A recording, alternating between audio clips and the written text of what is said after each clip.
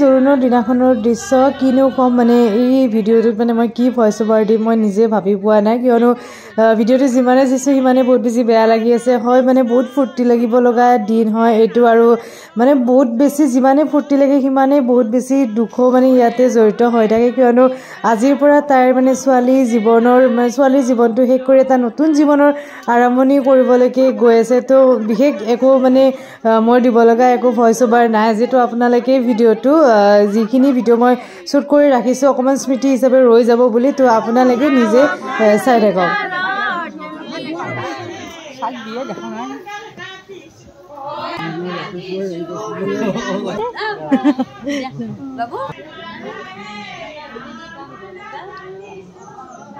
ৰ'ব তাৰ মাজতে এয়া দেখাই দিছোঁ দৰা কইনাৰ নামটো ধুনীয়াকৈ বিচনীত লিখিছে দেই এইজন মানে বৰদেউতাজনে ধুনীয়াকৈ বিচনীত দৰা কইনাৰ নামটো লিখি তুলিছে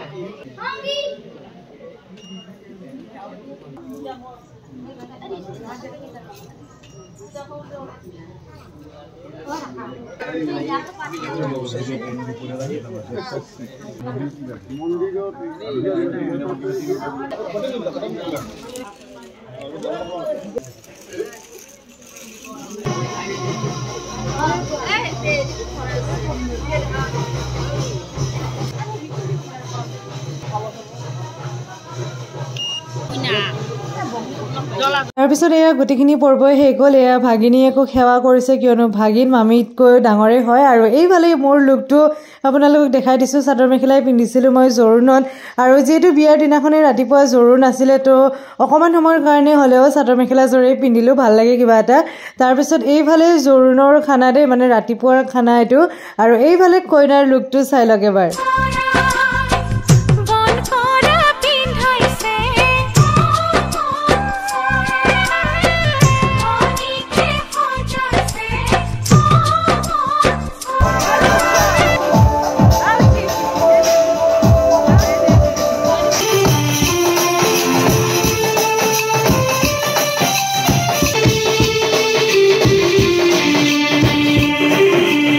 জোৰোণৰ পৰ্ব শেষ কৰি এয়া কইনাই চাদত বহিবলৈকে ওলাইছে আৰু এইফালে পানী তুলিবলৈকেও ৰেডি হৈ গৈছে আৰু ইয়াৰ নেক্সট ভিডিঅ'টোত বাকীখিনি আপোনালোকে দেখা পাব।